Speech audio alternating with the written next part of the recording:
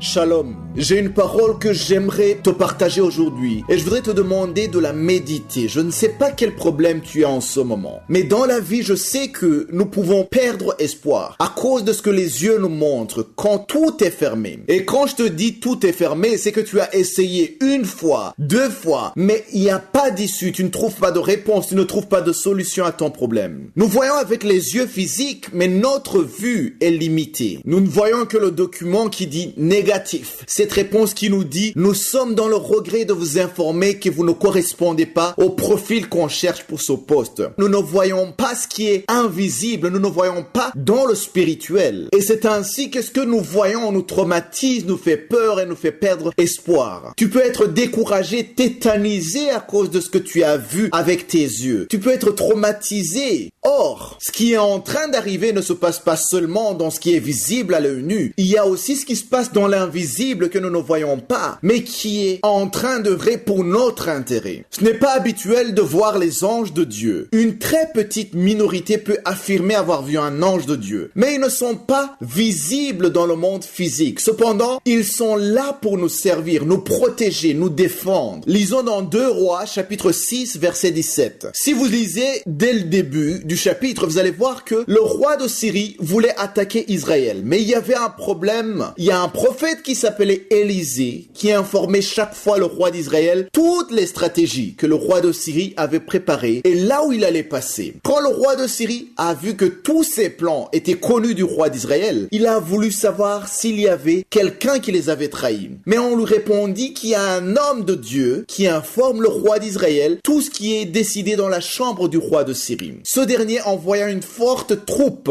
des chars, des chevaux qui entourent la ville pour aller attraper seulement Élisée, le serviteur de Dieu. Il y avait un serviteur d'Élisée qui eut peur à cause de cette multitude. Au verset 17, alors il est écrit, Élisée pria et dit, Éternel, ouvre ses yeux pour qu'il voie. Et l'Éternel ouvrit les yeux du serviteur, ici c'est du serviteur d'Élisée, qui vit la montagne plein de chevaux et de chars de feu autour d'Élisée. En fait, ici, le serviteur d'Élisée avait vu les chars et les chevaux des Syriens qui venaient attaquer pour attraper Élisée. Et Élisée a prié pour lui afin que Dieu lui ouvre les yeux spirituels pour qu'il voie les anges de Dieu qui étaient là pour protéger Élisée. En fait, le serviteur d'Élisée n'avait pas forcément un problème de ne pas croire en Dieu, mais ce qui lui manquait, c'était de voir dans le spirituel.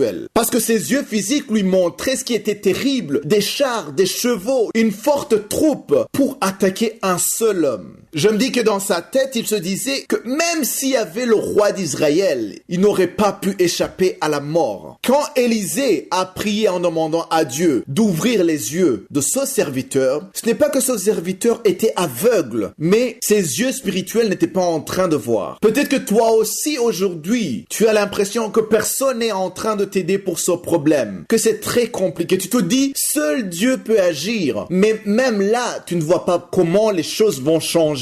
Tu commences à essayer d'accepter ta situation qu'elle va pas changer. Mais je vais te dire aujourd'hui que ce n'est pas parce que tu ne vois pas d'où viendra le secours que tu dois abandonner. Tu ne dois pas arrêter de croire. Demande à Dieu de t'ouvrir tes yeux spirituels, de te montrer ce qui est caché aux yeux physiques. Tu trouveras qu'il y a des anges de Dieu qui sont là, en train d'agir, en train de combattre pour toi. Alors que le monde physique, tu ne vois rien. Tu ne vois que le déclin de tes affaires, le déclin dans ta famille, le déclin dans ton entourage. Mais dans l'invisible, tu es en train d'avoir la victoire. L'invisible est aussi réel que le visible. Nous prions à un Dieu qu'on ne voit pas et pourtant, ses œuvres se voient dans le physique. Je voudrais t'inviter aujourd'hui à croire en l'impossible. Ose espérer encore. Ce que tu pensais irréversible jusqu'à aujourd'hui, tiens bon et sache que tu dois marcher par la foi et non pas par la vue. Car vous savez qu'il est écrit, mon juste vivra par la foi.